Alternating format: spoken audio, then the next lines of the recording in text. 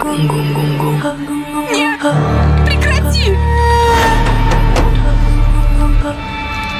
2025最新美国恐怖片《复制魔》来了，为何克鲁苏重返人间？且听金彩彩娓娓道来。话说，在一个阴暗潮湿的地下室，一名男子躺在石桌上，虽然没有被绑起来，但是他无法动弹，应该是被吓了。这时有一只手抓住男人的手，渐渐有一只触角伸向男人的身体，哇塞，竟然缠绕了男人的一只手臂。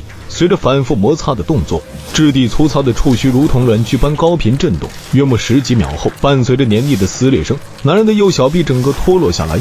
最为诡异的是，断臂截面不仅没有血液渗出，反而不断涌出半透明的胶状粘液。画面一转，律师小乔正在健身，鼻环妹是她的闺蜜。隔日小乔代理玛丽被家暴的案子，控辩双方在法庭上一番唇枪舌战之后，因为小乔找来的证人杰克警长竟然在法庭出席的时候没有具体证据指证犯罪嫌疑人，导致法官判定这起案件没有证据，所以玛丽就无法取得胜诉。虽然法官本人很同情玛丽，但是法律是讲究证据的。尽管这个案子小乔没有打赢官司，但是不影响他跟杰克警长的地下情。两人的这种事情，警局的人都知道，见怪不怪。小乔临走的时候提醒杰克警长，下次出庭作证的时候一定要准备充分，这次他可以原谅杰克的不作为。小乔回到家中，发现父亲老卡教练一位妓女在家里，气得他把那个女人赶走。这个老卡就是个老流氓，刚刚从监狱释放出来，没有地方可去。小乔只好接纳了父亲。现在小乔要求老卡必须遵守这里的规矩，老卡一脸的不服气。Я не ожидала, что ты тут же примешься ебстись с незнакомками. Ну а как же иначе, ты, маленькая мисс, живу по правилам. А это еще что значит? Это должно значить, что ты слишком бахвалишься своей правильностью. 接着老卡就说，小乔跟已婚的杰克警长搞地下情是不对的，搞得小乔不敢再说下去。随后小乔来到闺蜜鼻环妹经营的酒吧散散心。鼻环妹不理解小乔为什么要收留这样的父亲，小乔表示他只是想要有一个家而已。鼻环妹最后还是支持了小乔的想法。老卡闲得无聊就到街上溜达，然而不远处有一个神秘的人盯上了他。老卡不久走到一个黑乎乎的巷子里，他出来之前喝了不少的啤酒，所以走路摇摇晃晃的。他路过一个木门，恰巧在门前呕吐。老卡还耍起了酒疯，自言自语，喋喋不休。Напачкал, милая. Вы чё там, ребятишки? А? Какого чёрта? Что там происходит? 到了第二天早上，小乔被食物的香气惊醒，这是他从未闻过的一种气味，于是赶紧走了下来。这才发现原来是老卡做好了早餐，而且老卡和蔼可亲。哎呀，这简直是破天荒啊！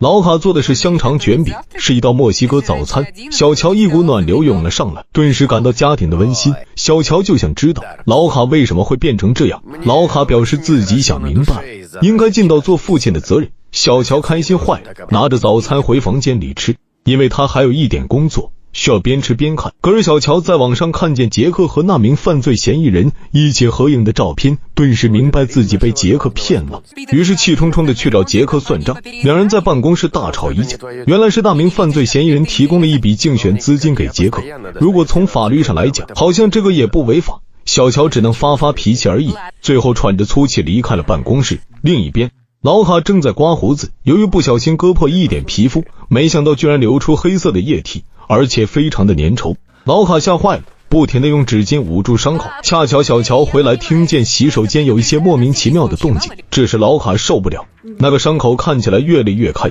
最后老卡莫名的晕倒了。这时小乔推门进来，看见老卡倒在地上不停的抽搐，顿时慌神了，他不明白老卡到底发生了什么，就在那里大呼小叫的。很快小乔报警了，杰克带队前来勘察，老卡整个人的眼睛都变色了，反正看的是不明所以然。法医大黑也只能表示回去解剖一下才知道是什么情况。不久大黑解剖了老卡的尸体，这家伙身上的血液都是黑色的，而且是粘稠状，大黑从未遇见过这种情况。他在老卡的身体内掏出一个像莲蓬一样的东西，他百思不得其解，不敢再解剖下去。过了一会儿，大黑也没有看见其他奇怪的东西，于是就做了工作录音。与此同时，鼻环妹来找小乔，不停地安慰他。小乔无法接受父亲奇怪的去世，随后大黑把警长杰克找来，一起看看那个奇怪的莲蓬状的东西。大黑还敲击了一下那个莲蓬肉球，因为他发现那个东西还会发出声音，然而杰克却没有听见。大黑就把他录下的怪声音放给他听。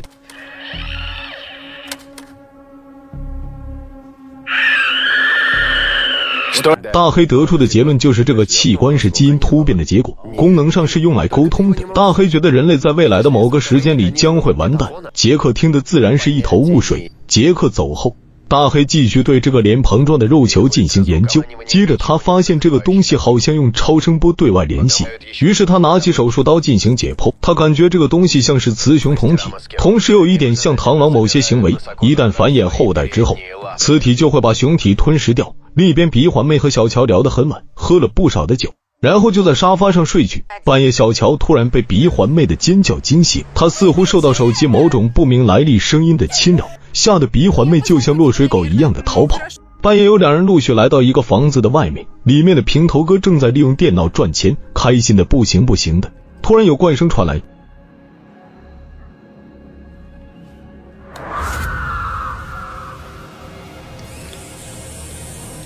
到了第二天，大黑把杰克还有小乔都叫到法医，他告诉两人，老卡的内脏都变形，其中脾脏还消失了。他从未遇见过这种情况。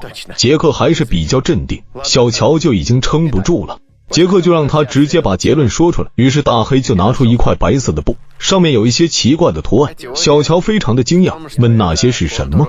大黑表示那是一种非常特定的频谱，这块白布是他在案发现场找到的，当时白布掉在血液里，他拿出来后就是这个样子。大黑认为这是一种共振的效应，这玩意儿说的有点太专业，两人根本听不懂。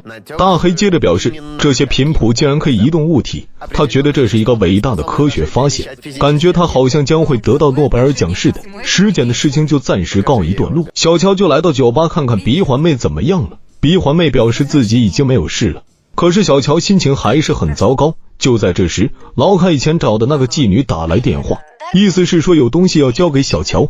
原来那天晚上他被小乔赶走以后，老卡还发了好几封语音邮件给他，现在他觉得有必要给小乔听一下。小乔对此表示欢迎。很快那些语音邮件转发到小乔的手机上，小乔听了一下，那都是父亲对女儿的一种思念。直到这时，他发现墙角老卡的鞋子很脏，而且鞋底都是一些粘液。小乔十分的震惊，他觉得老卡应该去过鼻环妹的酒吧。另一边，杰克来到鼻环妹的酒吧，他们聊起了老卡的事情。杰克自然有很多的疑问想不明白，突然他想起那晚老卡似乎来过酒吧喝酒，于是就想到酒吧的地下室查看一下，但是遭到鼻环妹的拒绝，而且他的脸色变得很诡异。突然走进两个大汉，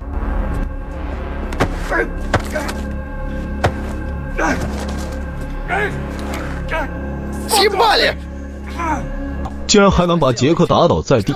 杰克就质问他们想干什么，鼻环妹表示他会知道的，然后一脚把杰克踢晕。不久杰克醒来，发现自己躺在案板上无法动弹，万万没有想到鼻环妹竟然进来要跟他完成繁衍后代的过程，而且还把某种液体注入到杰克的两只耳朵中。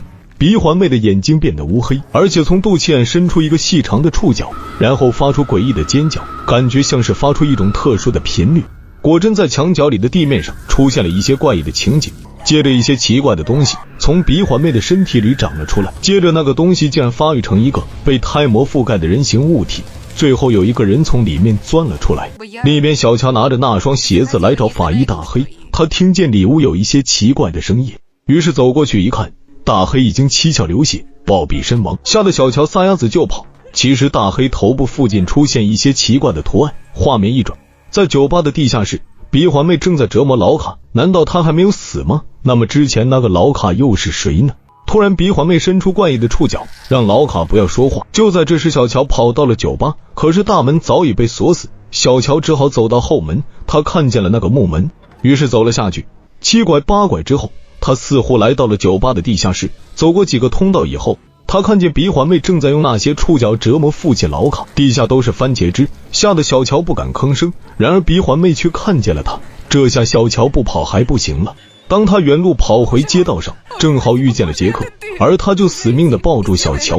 看样子杰克已经被某种神秘的力量控制。这时鼻环妹走了出来，然后两人把小乔带到一个奇怪的墙壁前，接着鼻环妹发出刺耳的尖叫。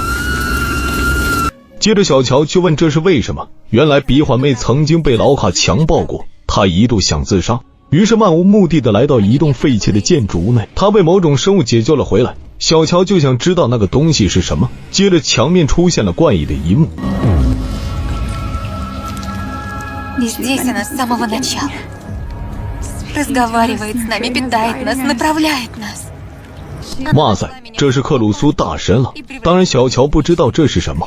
鼻环妹表示，正是这个妈妈赋予她伟大的力量，她可以把坏人改造成好人。旁边的杰克就是最好的例子。现在鼻环妹要改造小乔，要让小乔触碰妈妈，小乔就真的这么做了。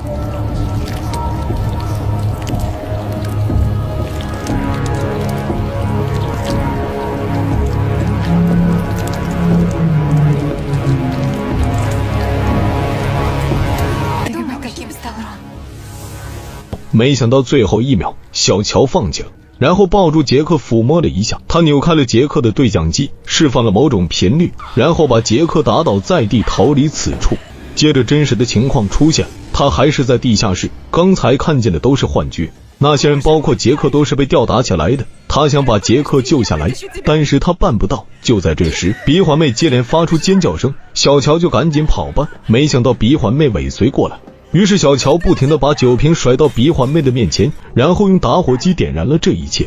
小乔最终跑出了酒吧，然而他的肚子里似乎已经有某种东西的存在，他跪在街边上不停地哭泣着。这时一个光头佬走过来摁住小乔不放，影片到此结束。看这个架势还要拍续集，我认为本片拍摄的还行吧，满分5星。我给打分介于3星和3星半之间，也算是克鲁苏神话的一个类型吧。本片想教育人们不要做坏事，否则会遭到报应的。至于特效嘛，也就一般吧。女主的演技还可以。好了，谢谢大家的捧场。